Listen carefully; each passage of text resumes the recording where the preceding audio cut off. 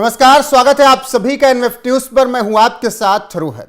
कुछ वक्त पहले कट्टर दुश्मन हो गए थे एक तरीके से उद्धव ठाकरे, देवेंद्र फडणवीस, लेकिन अब बदले बदले से नजर आ रहे हैं शिवसेना यूबीटी के अध्यक्ष उद्धव ठाकरे के सुर। साथ में सुप्रिया सुले भी बहुत बदली नजर आ रही हैं और संजय राउत तो तारीफ कर ही चुके हैं देवेंद्र फडणवीस की। आखिर कारण क्या है? महाराष्ट्र की राजनीति में अब क्या कुछ चल रहा है, ये समझने का प्रयास करेंगे। पंकज प्रसून वरिष्ठ पत्रकार मेरे साथ है। पंकज जी, गढ़चिरौली का मसीहा, फिर उसके बाद सुप्रिया सुले का बयान, तारीफ, सामना में संजय राउत का लेख, क्या चल क्या रहा है ये महाराष्ट्र में? महाराष्ट्र की राजनीति का संगीत बहुत मधुर होता है। ये संजय राउत का बयान है। उन्होंने कहा कि वहां कड़वाहट नहीं होती। अब परिस्थिति देखिए, उद्धव ठाकरे एनडीए छोड़कर क्यों गए थे? देवेंद्र फडणवीस के कारण। देवेंद्र फडणवीस को मुख्यमंत्री बनाना था। उन्होंने सीएम की शर्त रख दी थी कि उद्धव ठाकरे ने कि मैं ही बनूंगा, और फिर चले गए। हालांकि बने भी थे, लेकिन 5 दिनों के लिए मुख्यमंत्री बने थे और बहुमत न होने के कारण कुर्सी छोड़नी पड़ गई थी। उसके बाद की कहानी देखिए, शिवसेना को तोड़ा किसने? देवेंद्र फडणवीस ने। सबसे ज्यादा उद्धव ठाकरे, संजय राउत, आदित्य ठाकरे वगैरह ने गालियां किसे दी? देवेंद्र फडणवीस को। उसके बाद लोकसभा चुनाव तक ये देखिए क्या दहाड़ रहे थे कि अगर महाराष्ट्र में बनेगा मुख्यमंत्री तो उद्धव ठाकरे बनेगा और कोई मुस्लिम उप मुख्यमंत्री बनेगा, मुसलमान को बनाएंगे हम। उसके बाद क्या हुआ? चुनाव परिणाम 20 सीटें आई हैं इनकी। जब सीटें कम हुई, महाराष्ट्र की जनता ने गुरूर तोड़ा, तो ये एडजस्ट भी कर रहे हैं। वही मधुर संगीत का तान फिर से छेड़ दिया है, और अकारण नहीं छेड़ा है उद्धव ठाकरे ने। अब वहां टेक्निकल चीज समझिए। उद्धव ठाकरे की पार्टी के पास है 20 सीट। नेता प्रतिपक्ष की कुर्सी के लिए कितना चाहिए? 29 सीट। 9 सीटें कम है। अगर सत्तारूढ़ पार्टी चाहे तो किसी को भी नेता प्रतिपक्ष का दर्जा नहीं दे सकती। पिछली बार हुआ था ना लोकसभा चुनाव में, जब कांग्रेस को 45 सीटें आई थी तो मोदी सरकार ने किसी को नहीं दिया था नेता प्रतिपक्ष का दर्जा। 5 साल तक बिना नेता प्रतिपक्ष के चलते रहे वो। यही काम देवेंद्र फडणवीस कर सकते हैं, लेकिन वो ना करें, इसके लिए मक्खन लगाना शुरू है कि भैया हमें नेता प्रतिपक्ष का दर्जा मिलना मतलब एक कैबिनेट मिनिस्टर के बराबर होता है। बिल्कुल। और उद्धव ठाकरे अपने बेटे आदित्य ठाकरे को नेता प्रतिपक्ष बनाना चाहते हैं। तो इसलिए थोड़ा सा वो तेल मालिश, बटरिंग इस सेंस में ले सकते हैं। दूसरा कारण, उद्धव ठाकरे को यह पता चल गया है कि शरद पवार हमारा साथ छोड़ने वाले हैं। और उद्धव ठाकरे को कब पता चला? ये महाराष्ट्र के एक बड़े उद्योगपति हैं, महाराष्ट्र के नहीं, वो देश के बड़े उद्योगपति हैं, और उन्होंने इस बात को मिशन की तरह लिया है कि दोनों चाचा भतीजा को एक साथ मिलाना है, जैसे शरद पवार और अजीत पवार को। और फिर वो आगे बात बढ़ते बढ़ते उस बड़े उद्योगपति ने प्रफुल्ल पटेल से संपर्क साधा है, और इधर फिर इनके जो मां है, अजीत पवार की मां है जो आशाताई पवार है, उनसे बातचीत हुई। तो सबसे पहले अभी नए साल में पंढरपुर मंदिर, पंढरपुर में है विठल स्वामी का मंदिर है, विठल स्वामी रुक्मिणी का, वहां गई थी ये नए साल में दुआ मांगने, मतलब प्रार्थना करने। दुआ मांगने गलत शब्द, हाँ, प्रार्थना करने। तो वहां पे मीडिया कर्मियों ने पूछा कि भाई क्या मांगा? तो इन्होंने कहा कि बस चाचा भतीजा एक हो जाएं, मेरी तो इच्छा यही है। ये अजीत पवार की मां ने कहा है। मां की बात अजीत पवार नहीं टालते। उसके बाद प्रफुल्ल पटेल से बात किया गया, तो मीडिया कर्मियों को उन्होंने कहा कि शरद पवार तो हमारे लिए भगवान है, और उनके बिना मैं अपने आप की कल्पना भी नहीं कर सकता। और अगर दोनों चाचा भतीजे एक हो जाएं तो इससे ज्यादा खुशी की बात और कुछ हो नहीं सकती, और मैं खुद को पवार फैमिली का ही एक्सटेंशन मानता हूं। तो क्या इसी बयान में सुप्रिया सुले का भी बयान जोड़ लिया जाए कि इस सरकार में कोई काम करता नजर आता है तो सबसे शानदार काम देवेंद्र फडणवीस करते हैं? और इन्होंने ये भी कहा कि हम अपोजिशन हैं, लेकिन इसका मतलब थोड़ी ना है कि तारीफ नहीं करेंगे। तो देखिए, शरद पवार गुट से सुप्रिया सुले, और अजीत पवार गुट से प्रफुल्ल पटेल और अजीत पवार की मां, इन दोनों का बयान आ गया है।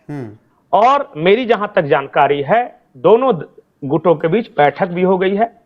सिंबल ऐसे भी अजीत पवार के पास है, वो घड़ी छाप जो उनका एनसीपी का हुआ करता था। तो ये क्या करेंगे, अपनी पार्टी को डिसॉल्व करके अपने लोगों को उसमें विलय कर लेंगे। इस बात पे मोटा मोटी सहमति बन गई है, बस समय का इंतजार है कि ये कब किया जाए। ठीक, लेकिन इससे संजय राउत की तारीफ किस ओर इशारा करती है? संजय राउत, हाँ, अब आते हैं उद्धव ठाकरे पे। तो वो मैंने बताया कि वो नेता प्रतिपक्ष की कुर्सी चाहते हैं और बीजेपी से गुजारिश कर रहे हैं कि हमें नेता प्रतिपक्ष दे दो, और बीएमसी का चुनाव भी है। अपना स्टैंड ये चेंज करेंगे। ये जो सो कॉल्ड सेकुलर मुस्लिम परस्त वगैरह जो थे ना, बीएमसी के चुनाव में ये नहीं चलता। बीएमसी का जीतना है तो इन्हें हिंदू हृदय सम्राट फिर से बनना पड़ेगा। हालांकि वो क्रेडिबिलिटी इनकी नहीं रही, लेकिन कोशिश करेंगे आइडियोलॉजिकली अपने आप को शिफ्ट करने की। और इसी वजह से पहली कड़ी यही है कि पहले तो बीजेपी की तारीफ करो, उसके बाद हिंदुत्व को लेकर कई तरह के बयान आएंगे। दो कोशिशें हैं इनकी ओर से, या तो हमें ले लिया जाए इंडिया में, कुछ सत्ता की मलाई ऊपर से रस टपकेगा तो दो चार बूंदे हमारे हिस्से में भी आ जाए, ऐसे वहां बहुत भीड़ है। लेकिन अगर शरद पवार और अजीत पवार एक हो सकते हैं तो एकनाथ शिंदे और उद्धव ठाकरे क्यों नहीं एक हो सकते जी? तो वहां जाएंगे तो ये अपने आप को 5 सालों के लिए रेलिवेंट मान रहे, क्योंकि विपक्ष में 20 सीट लेके ये करेंगे क्या, और 5 साल तक क्या करेंगे? लेकिन पंकज जी, ये समझिए, क्या बीजेपी चाहती है कि फिर से सब एक हो जाएं और फिर से वही लड़ाई हो जाए कि कांग्रेस वर्सेस बीजेपी पर आ जाए, या बीजेपी चाह रही है कि टूटकर 3-4 पार्टियां बन गई तो ऐसे बनेगा, फायदा अपना है? नहीं, बीजेपी सिर्फ इतना चाह रही है कि अक्टूबर नवंबर तक दिल्ली में नरेंद्र मोदी सरकार जो है वो इतना बहुमत प्राप्त कर ले, इतने सांसदों की संख्या हो जाए कि चंद्रबाबू नायडू और नीतीश कुमार पे बहुत ज्यादा आश्रित नहीं रहना पड़े। अक्टूबर नवंबर में चुनाव है, उससे पहले वो अपनी संख्या बढ़ाना चाहते हैं। 9 सांसद आ जाएंगे शरद पवार के, और अगर शरद पवार के आए और उद्धव ठाकरे ने भी समर्थन दिया तो 9 सांसद उद्धव ठाकरे के भी हैं, तो 9-9 18 सांसदों का इंतजाम हो जाएगा। लेकिन तो 244 और 18 कितने हो गए? ये तो केंद्र के लिए समीकरण बैठ सकता है, लेकिन क्या महाराष्ट्र में बीजेपी चाहेगी कि फिर से सब एक हों? क्योंकि मैं वही जानना चाह रहा हूं कि फायदा तो इसमें इतना है, अगर शिवसेना 2 भागों में है, शरद पवार की पार्टी 2 भागों में है, तो इसमें फायदा केवल और केवल बीजेपी का। नहीं, फायदा नहीं है। देखिए, शरद पवार रिटायर करने वाले, अगले 5 साल बाद जो चुनाव होंगे उसमें शरद पवार नहीं होंगे। सुप्रिया सुले होंगी ना? तो सुप्रिया सुले का उतना प्रभाव नहीं है ना। सुप्रिया सुले जब शरद पवार के रहते हुए इतनी बुरी तरह हार हुई, तो अकेले सुप्रिया सुले कितनी सीट ले आएंगी? शरद पवार ये बात संन्यास लेने के पहले सब कुछ व्यवस्थित कर देना चाहते हैं। एग्जैक्टली, वो अपनी बेटी को सेट करना चाहते हैं, और ये पूरा झगड़ा ही इसलिए हुआ था कि बेटी को एस्टेब्लिश करना चाहते थे। अजीत पवार चाहते थे को लेकर ही वो विवाद था जिसकी वजह से टूटे। तो अब जो इन्होंने रणनीति बनाई है वो ये कि पार्टी तो देखेंगे अजीत पवार, सुप्रिया सुले सांसद रहेगी, कम से कम बेटी सांसद तो रहेगी ना, इतना तो संतोष होगा। कल को जाके आपस में लड़ते रहे ये सब, और अगर वो हार गई सुप्रिया सुले तो क्या होगा? तो ये चिंता है, और शरद पवार नहीं रहेंगे तो हारने की संभावना ज्यादा रहेगी। अभी तो ठीक है, शरद पवार के नाम पे वोट वगैरह मिल जा रहा है, सुप्रिया सुले को सांसद भी बन जा रहे, लेकिन नहीं रहेंगे तब क्या होगा? तो वो सेट करना चाहते हैं, अपने हाउस को ऑर्डर में लाना चाहते हैं शरद पवार अपने रिटायरमेंट से पहले। बिल्कुल, तो यही सब समीकरण बैठ रहे हैं जी। नहीं, उसी तरह उद्धव ठाकरे अपने बेटे को एस्टेब्लिश करना चाहते हैं। उन्हें पता है कि कांग्रेस के साथ भविष्य नहीं है, नजदीक कहीं भी साल 2 साल 4 साल 5 साल में कांग्रेस सत्ता में आती नहीं दिख रही है, ना दिल्ली में और न महाराष्ट्र में। लेकिन तो इन सब में एक नाम छूट रहा है पंकज जी, क्या पड़ी है संजय राउत को तारीफ करने की बार बार फडणवीस? नहीं, संजय राउत, देखिए संजय राउत कुछ नहीं है, वो स्पोक्स पर्सन है, एक तरह से समझिए कि सामना के एडिटोरियल में लिखते हैं, वो वही बात कर रहे हैं जो कि उद्धव ठाकरे की ओर से इंस्ट्रक्शंस। हाँ, कभी कभी अपने मन से बात करते हैं, लेकिन हमेशा नहीं करते। वो कुछ जो इधर उधर की बातें करते रहते हैं ना, कि जेडीयू टूट जाएगा तो तमिलनाडु में जला जाएगा, वो सब अपने मन की बात है। लेकिन जो महाराष्ट्र और शिवसेना के बारे में जो भी बात करते हैं वो उद्धव ठाकरे की सहमति से करते हैं, इसमें कोई दो राय नहीं। ये विलय हो ना हो, देखिए, और संजय राउत का पर्सनल इंटरेस्ट है। अभी जो स्ट्रेंथ है इनकी, उसमें से तो ये अगली बार राज्यसभा जाने से रहे, अगर उद्धव ठाकरे एनडीए में चले जाते हैं और इनको राज्यसभा का मिल जाता है तो जीत की गारंटी हो जाएगी। इनको तो अपना राज्यसभा का सीट चाहिए कंफर्म। मतलब सब तो ये सब तो पैरवी कर ही रहे होंगे। सब अपनी गोटियां सेट करना चाहते हैं, इसीलिए सत्ताधारी देवेंद्र फडणवीस सबको अच्छे लगने लगे हैं। और उसके पीछे की रणनीति क्या है पंकज जी, आपने बहुत अच्छे से समझाया दर्शकों को। नहीं, और बीजेपी देवेंद्र फडणवीस क्या सोच रहे हैं? देवेंद्र फडणवीस नागालैंड स्टाइल, वहां कोई विपक्षी नहीं है।